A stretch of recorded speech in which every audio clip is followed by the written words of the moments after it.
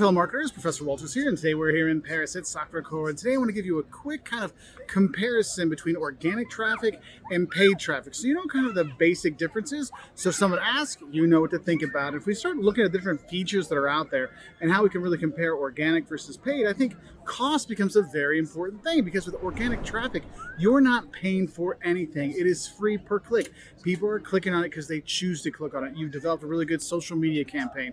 You've done really good SEO. So people are finding it and they're clicking on it, and they're clicking on it for free. You're not paying for it.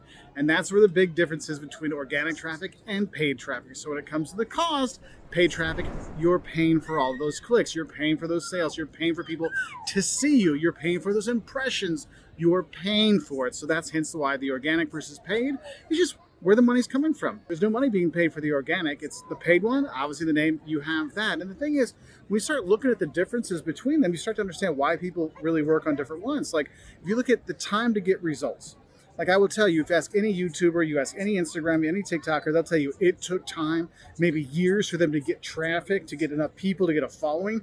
It didn't happen overnight. And that's the thing with organic traffic. It is very slow. It's long-term building in order to get that audience out there. And therefore, it takes a long time to see results in terms of more traffic, people going to your site, building that authority over there.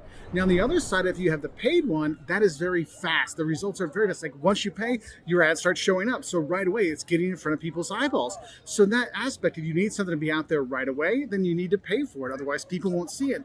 Long-term strategy, organic will work very well. However, if you need it now, you need the results right now, people need to see it. Like, hey, we have Bastille Day coming up, and so we want people to be at our Bastille Day party. Well, we need to have that on the ads right now, because people start seeing ads and events about Bastille Day after Bastille Day happens. You kind of lost out, all right? So that's an important thing. But then the thing is, though, you have to look at the trust factor. Now, think about it. Who are some of your favorite YouTubers or Instagrammers? It's people you found and discovered on your own. You're like, oh, I found them because they were funny. They showed up. I found some of their videos. Like, those are the people you share their channels with other people. Like, oh, did you see this person? They're really funny. I like them. You should watch their stuff, because it's much more natural, right? And the thing is, when you have organic traffic, you have that. You have much more, how to say this, a higher level of trust. Because it doesn't seem like it was an ad. It doesn't seem like they're trying to trick you. It's just like an organic thing that happened, like a natural thing. Hence why it's called organic. It's a natural progression of building trust from experiences over time, right? And that's the thing, is you have much more trust in that organic traffic than you do in the paid traffic. Because the paid traffic, it's seen as an ad. I mean, you could have the same thing, but it comes up where people didn't look for it, just comes up naturally. You feel better about it. But if it says sponsored or sponsored post results or hashtag sponsored, then all of a sudden you're just seeing it as an ad instead of something that's more of an organic thing you want to be a part of. Because let's be honest, nobody wants more ads in their social media feeds, right? But the thing is, for paid, that is one of the issues you have to do. That's why usually you want to have a combination as a business. Build that organic traffic, but sometimes you need to have the paid one.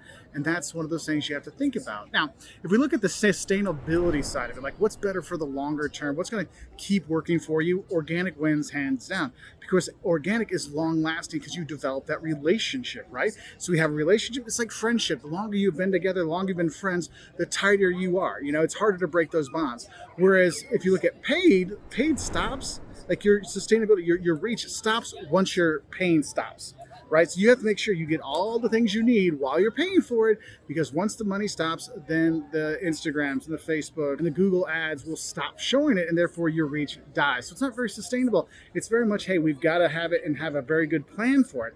And that's why you want to kind of think about these things, because longer term, to build that audience, to build a true audience, remember that whole idea of community coming with social media, that's where the organic traffic is a lot more helpful than the paid traffic, just because the whole sustainability side of it, people will come back for organic. Paid stuff, I mean, do you ever go and search out ads? Aside from maybe a movie preview, probably not. But how do we drive the traffic? What gets people showing up? Well, here's the thing. When it comes to organic traffic, your search engine optimization, SEO, is key. That is what gets people to find you. That's why you're using the right keywords. You have your short tail keywords, travel, long tail keywords, what to do on Bastille Day in Paris, right? These are two different things. You have the broad stuff, but then a very focused one. And that's going to help you get seen in different things. And so we want to use that. And if our SEO is good, we're talking about, if it's a Paris blog, we're talking about Paris, things to do in Paris, things to eat in Paris, those kind of things, it's more likely going to pop up higher in search engine results, right? So you're kind of using that.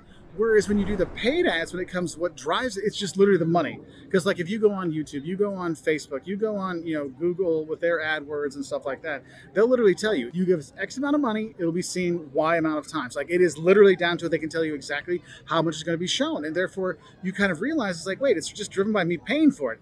Yes, it's driven by you paying for it. Okay. So I hope this gives you kind of just a quick and dirty kind of overall idea of organic traffic versus paid traffic. So you have an idea when people are talking about it. Because I know sometimes people get a little confused. So like, well, they did a sponsored post. Is that paid or organic? Well, you want it to feel like it's organic because you paid for a influencer to do it and their audience trusts them.